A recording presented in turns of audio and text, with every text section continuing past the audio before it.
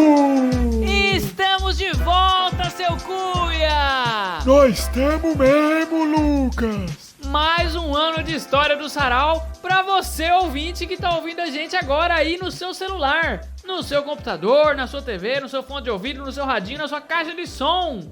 Eita, mas dá pra ouvir o Sarau em todos esses lugares?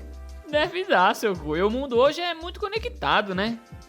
É verdade. E pra você que tá ouvindo e não conhece a gente ainda, eu sou o Lucas Turino e esse senhor experiente em viver que tá aqui comigo é o seu cuia. Oi, ouvinte! Seja bem-vindo ao segundo ano do Sarau do Conto Surreal! E sejam bem-vindos à segunda temporada do Sarau, a secção 2 após o começo. Talvez essa segunda secção esteja abreviada na capa do episódio de hoje. E talvez vocês confundam a sigla com o século 2 a.C. Mas não é isso. Isso aí é secção número 2 após o começo. Pois é, quando eu vi o desenho do episódio de hoje, eu tinha ficado meio confuso mesmo. Mas o número 2 em algarismo romano é autoexplicativo, né? Logo já percebi que era da segunda temporada. Mas o que me intrigou mesmo foi que eu não fui anunciado como convidado especial de hoje. Olha, o senhor é rápido, hein, seu cuia? Eu ia fazer o convite aqui ao vivo no episódio, mas o senhor já percebeu antes. É, eu tô velho, mas não tô morto, né? O senhor que esteve aqui todas as semanas no ano passado com a gente, que é mais a cara do Sarau do que eu. O senhor gostaria oficialmente de fazer parte da equipe do Sarau? Mas claro que eu gostaria, Lucas. Eu não sei se há alguma vantagem pra vocês ter eu aqui, mas eu fico muito feliz. Pois então, seja bem-vindo ao Sarau, seu cuia. Obrigado. E pra gente começar bem o ano com uma história novinha, conta pra gente como que foram as suas férias, seu cuia. Ah, foi bem tranquila. Eu não fiz muita coisa. Fiquei em casa a maior parte do tempo, sabe? Mas não tem nenhuma história pra contar então? Não. Logo no primeiro dia do Sarau? Você acredita que não tem, menino? Mas é porque nas férias a gente aproveita pra fazer o que a gente não consegue fazer durante o ano, né? Que geralmente é sossegar. É verdade. E quando a gente tá sossegado, não acontece muita coisa pra contar numa história, né? Mas você sabe que teve uma vez que eu tirei uma férias que eu pretendo não tirar nunca mais na minha vida. Foi quando eu dava aula ainda. Tinha acabado as provas, tudo. Tinha acabado as recuperação e eu tinha acabado de entregar as últimas notas que faltavam. Pra não reprovar ninguém, eu nem corrigi as provas de recuperação. Eu só via quanto que os alunos precisavam para passar e dava exatamente a nota que ele precisava, para ele achar que ele passou por pouco. Os que tinham estudado pouco se sentiam aliviados porque conseguiram passar. E os que tinham estudado muito ficavam aliviados também, porque os estudos tinham dado resultado. Todo mundo saía de lá feliz. Aí, depois de eu deixar as notas na escola, eu fui voltar a pé para minha casa, que não era muito longe.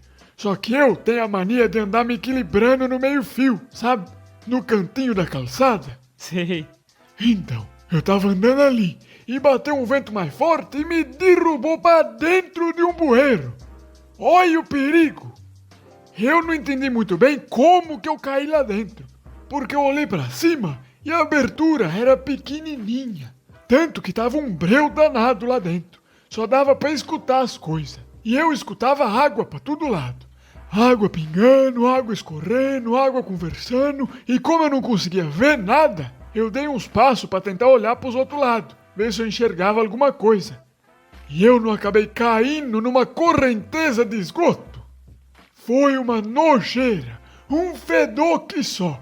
E o pior era que quanto mais a água me levava, mais ficava escuro. Porque só tinha luz quando eu passava boiando pelos lugares onde tinha abertura de bueiro da rua.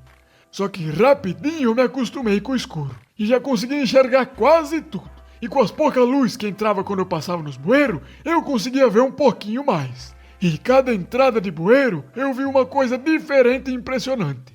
Teve um que eu vi uma família de ratinho, tudo sentado em volta da mesa rezando antes de almoçar. No outro eu vi um gato correndo atrás do próprio rabo que estava fugindo dele.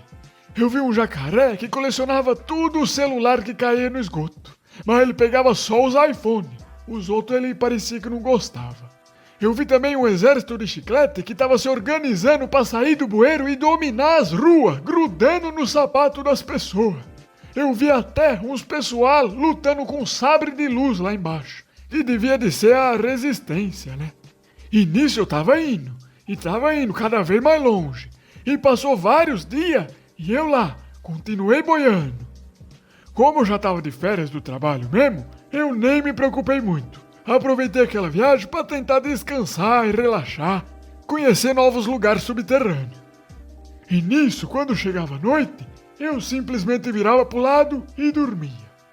Mas o senhor não afundava na água? Não, a água do esgoto é meio espessa, sabe? Ai, que nojo! E não é só por causa do cocô das pessoas, não. Tem um monte de coisa que corre pelos esgotos.